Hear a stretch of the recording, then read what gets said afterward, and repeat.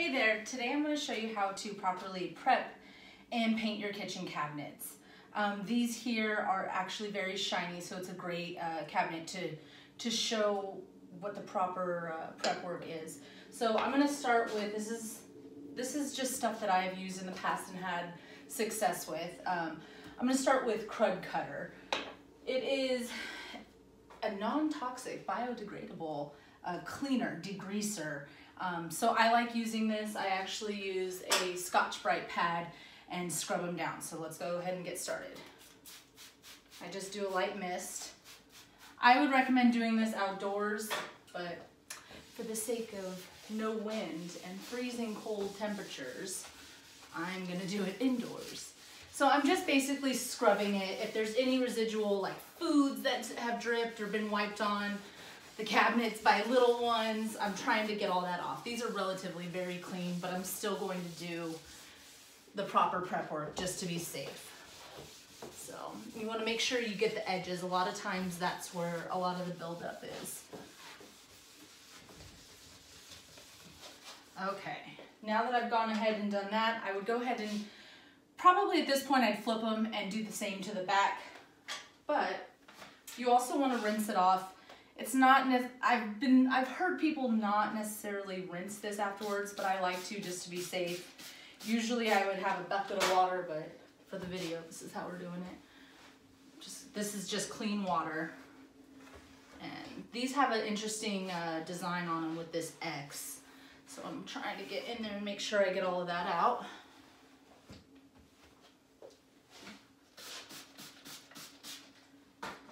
And like I said, these cabinets here are especially glossy. So for the first time ever, because I truly trust the adherence of Annie Sloan Chalk Paint on kitchen cabinets, there's some cabinets that I painted up to 7 years ago with Annie Sloan, and they're still holding up just fine. And I do seal with wax. This project I'm actually going to be using Artisan Enhancement clear finish to seal with. So that feels nice and clean. Because they are so glossy, I'm gonna go ahead and go over them with, I have 120 grit sandpaper on here. I personally love the Ryobi tools. They're small, I have really small hands, and I can actually handle them and they don't jump out. So I'm gonna go ahead and do this, might get a little loud.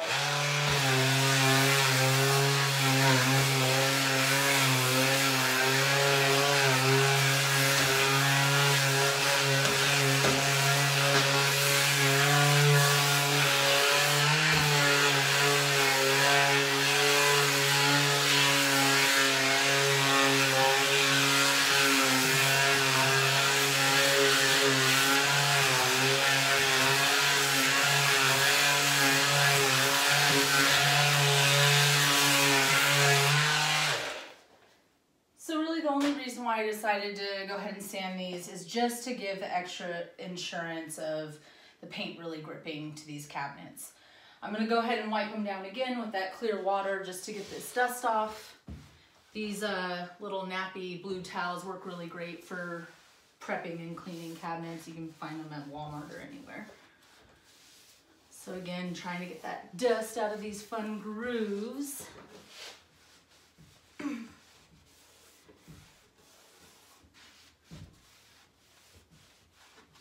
All right, I feel pretty good about how clean those are. They have a nice little bit of roughness to them that I feel like the paint's really gonna adhere well. So this is just my personal preference. We're gonna go ahead and go with Old Ochre. I'm sorry, this is Country Gray. My personal preference is to start by painting in the grooves first. And I use this fabulous little brush that I got years ago from Refined in Santa Clarita. She's an Annie Sloan stockist. Her name's Cindy Rowley, and she's an old friend of mine.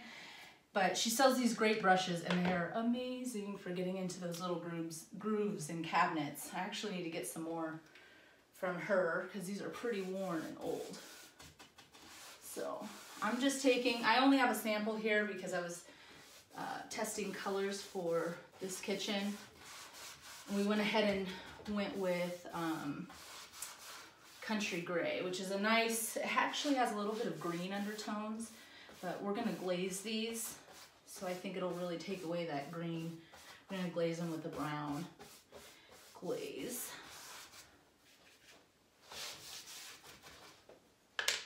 But I have really only used Annie Sloan Chalk Paint on cabinets so far. So that's what I'm using here because it's what I'm familiar with and what I trust at this point. I'm going to be trying some other paints here pretty soon, so I may have some other favorites, but I definitely am a huge fan of Annie Sloan Chalk Paint.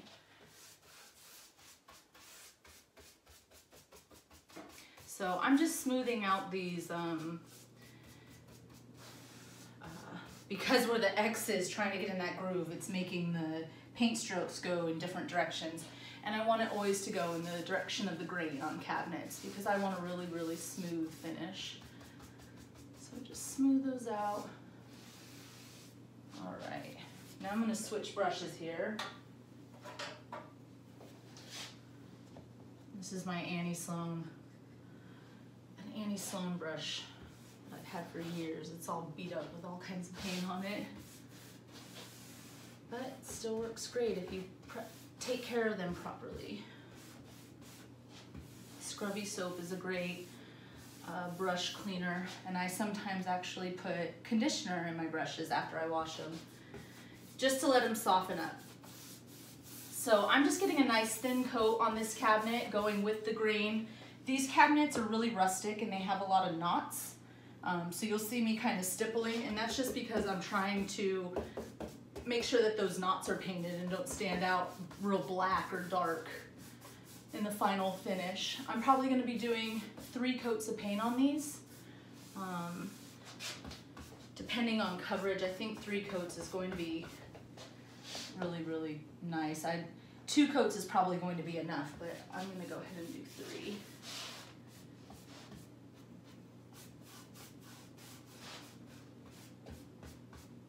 So as you can see, I call these the bars on the cabinets. I always make sure that my brush strokes go nice and even where they cross. So right here I'm gonna go across, but I'm always going to make sure my long ones have the solid brush stroke. I hope that makes sense.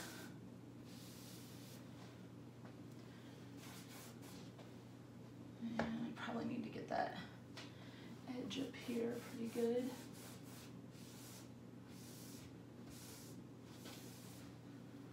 Alright.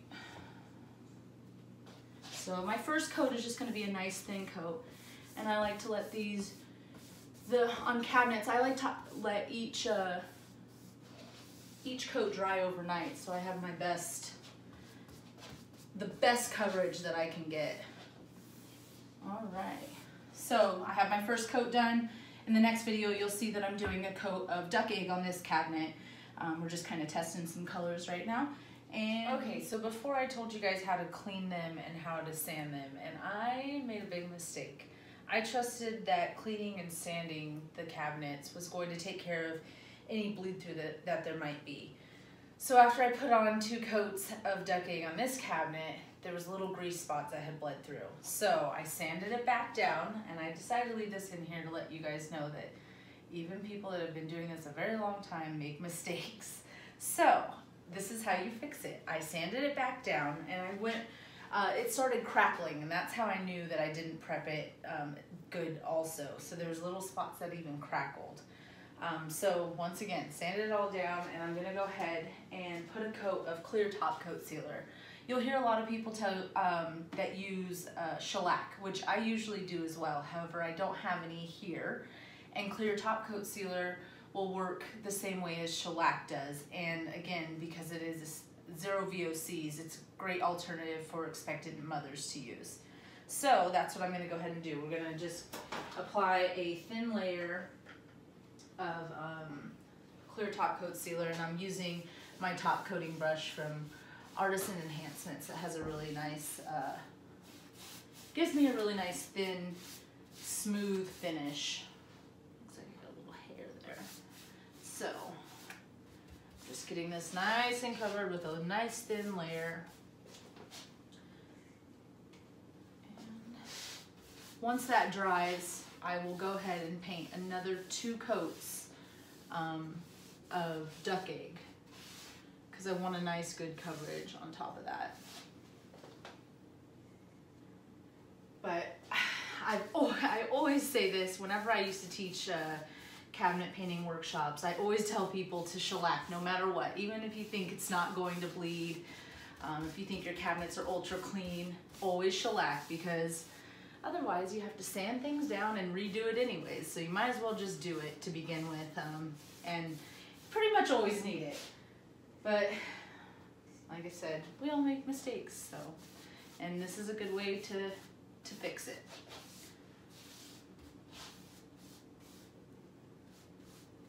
All right, that is all nice and dry. And I have already done the cream colored cabinet, so that will be included in the final steps of how to complete this, how to do your kitchen cabinets. Okay, this cabinet has been painted with 3 coats of country gray Annie Sloan Chalk Paint, and it also now has 1 coat of Artisan Enhancements clear top coat sealer. And I did that to work as a base before I apply my glaze. The glaze that I'm going to be applying, let me just show you really quick. This is the Artisan Enhancements clear top coat sealer. It's a great alternative for expectant mothers because it is 0 VOCs, it doesn't smell, it's a soya oil based product. One of my favorite things about it is that you can use it with wax as well. So you can use it under wax or on top of wax as an extra layer of protection. But in this case, I'm just using it as a sealer before I apply my glaze. Now my glaze that I'm using is also Artisan Enhancements. It's called Scumble, which is kind of a funny word. But I've already pre-mixed it. And you want to use 1 part paint to 3 parts Scumble. So for this, I actually did a half and half mix of Annie Sloan Honfleur and Cocoa because I kind of wanted a toned down brown glaze to go over this. So we're going to go ahead and get started here. I'm going to apply it first in the edges because I want it to set up a little bit longer in these grooves rather than the entire thing. So I'm just using a little brush that can really get in there. This particular glaze is very, I'm gonna use a different brush. This particular glaze is very DIY friendly. It has a very big open time, which means that it doesn't dry for a long time. So I can cover this entire thing and for at least 20 to 30 minutes. I always say 20 to be safe. I can wipe it back off with water. So I can't mess it up, but it is really important to put that base coat down. So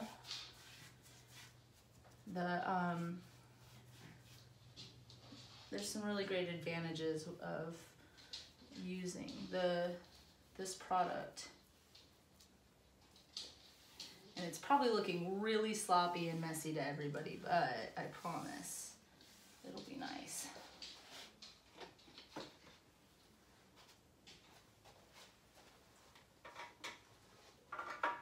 Okay, so sloppy, messy, not very nice looking. But what I'm gonna do now is I'm gonna glaze the entire thing. So I'm gonna go back over it. I'm using this brush here. It's an Artisan Enhancements brush. It's great for, I use it for all my top coats. It's really nice and flat, gets things on very thin and smooth. So just a bit of this on here, and I'm gonna brush it over the entire thing. And same thing that I did with my paint. I'm going to continue to work with the grain of what the piece is.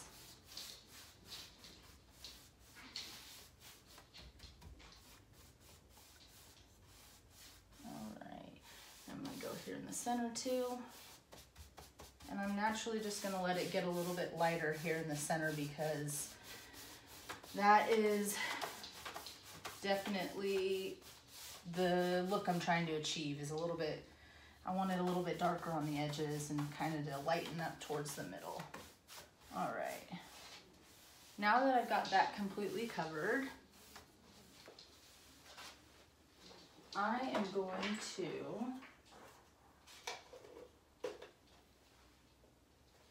wipe it back off with a wet rag, which is behind the camera. So give me 1 second.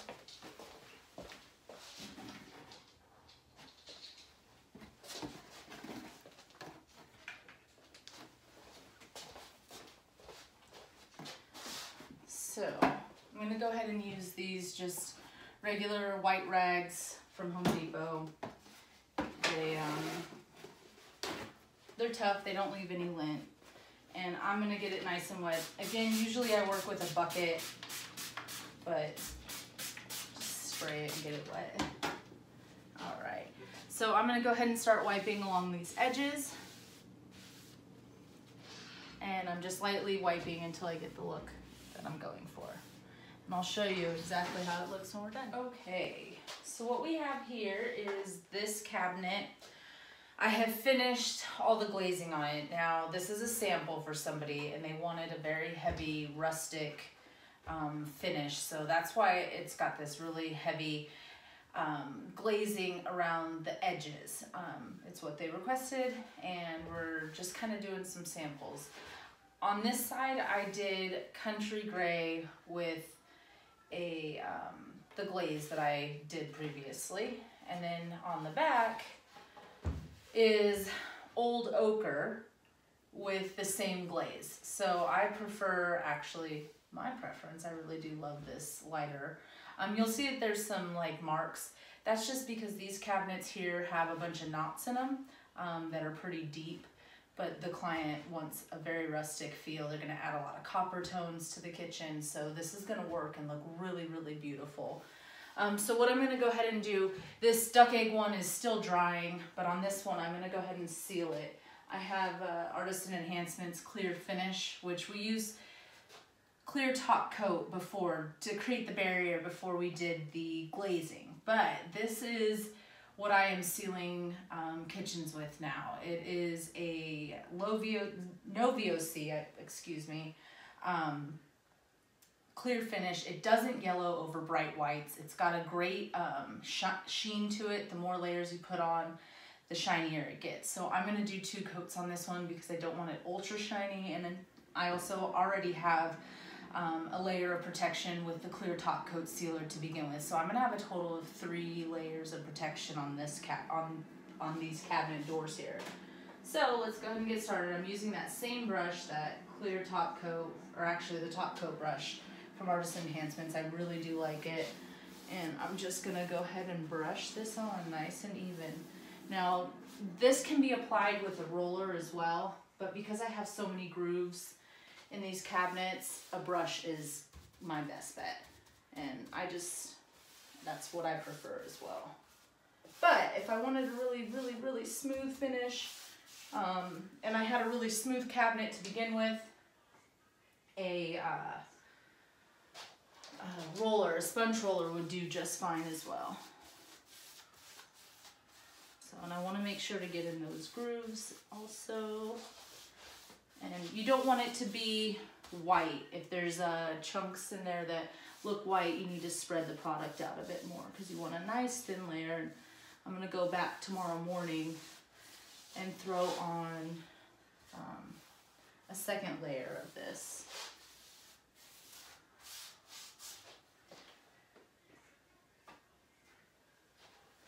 Because I'm going to let it set overnight.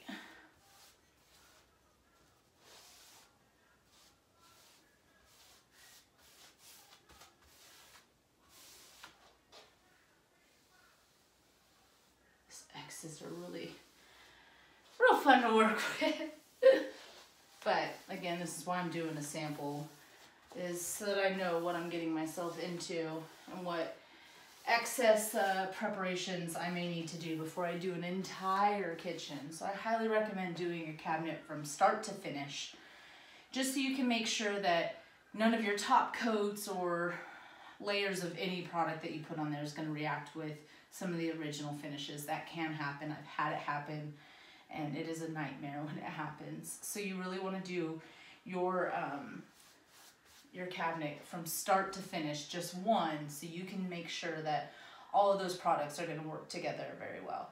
So once this duck egg cabinet finishes drying, we'll go ahead and finish that one up as well. Okay, these are all finished. They have set up overnight. They have 2 coats of clear finish by Artisan Enhancements as the final layers. Total of 3 coats of paint on each of these, Annie Sloan Chalk Paint, and then a layer of clear top coat sealer to prep for the glaze, which is it also gives it a nice layer of coverage over the paint. And then I have 2 coats of the clear finish, like I mentioned. I do want to say it is really, really, really a whole nother experience if you take an actual workshop with somebody who, take an in-person workshop with an Annie Sloan stockist, if you don't have an Annie Sloan stockist in your town, find another one of these specialty lines of paints and take a hands-on class in one of these actual brick and mortar stores. Nothing compares to hands-on experience. I used to teach a lot of cabinet classes, and I've taught people how to paint cabinets that do a better job than I do. So everybody has a different style and a different hand, practice a bit, but these are the finished layers here. You can see it has a nice bit of sheen to it. And the back here. And actually for the final finish, I'm gonna go with a little bit lighter of a color, but the glazing is gonna be quite similar. It's gonna be a little bit lighter than this actually. Ooh, my table's fallen. So here we go. This is the finish here, and I hope you guys enjoyed.